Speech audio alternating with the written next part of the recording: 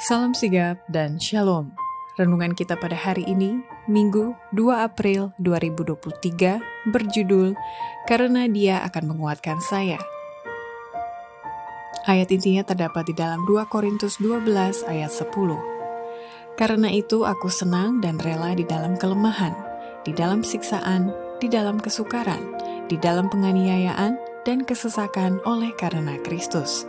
Sebab jika aku lemah, maka aku kuat.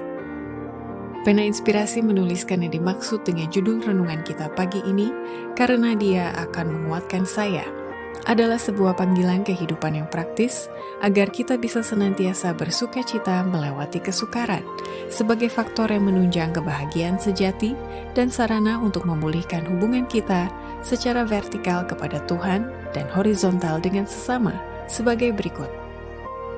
Pertama, saya tidak mesti khawatir berlebihan karena Dia akan menguatkan saya. Maka itu, saya dan setiap orang percaya harus berakar kuat di dalam Kristus. Badai sedang datang, badai yang akan menguji jenis iman dari setiap orang. Orang-orang percaya harus berakar kuat dalam Kristus. Kalau tidak, mereka akan disesatkan oleh suatu tingkatan kesalahan. Kedua, saya tidak mesti khawatir berlebihan, karena Dia akan menguatkan saya.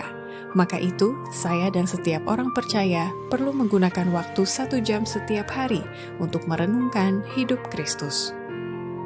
Adalah baik bagi kita untuk menggunakan waktu 1 jam setiap hari untuk merenungkan hidup Kristus.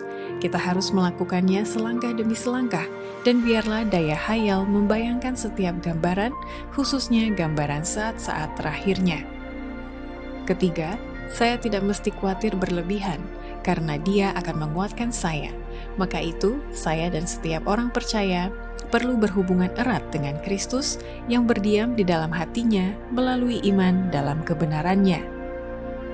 Satu-satunya pertahanan terhadap kejahatan adalah berdiamnya Kristus di dalam hati melalui iman dalam kebenarannya.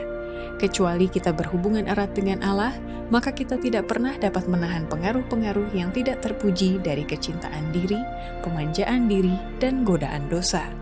Kita bisa saja meninggalkan banyak kebiasaan buruk pada waktu kita secara sebagian meninggalkan setan, tetapi tanpa suatu hubungan yang vital dengan Allah, melalui penyerahan diri kepadanya saat demi saat, maka kita akan dikalahkan. Tanpa pergaulan pribadi dengan Kristus dan persekutuan yang terus-menerus, kita berada di dalam kekuasaan musuh dan akhirnya akan melakukan perintahnya.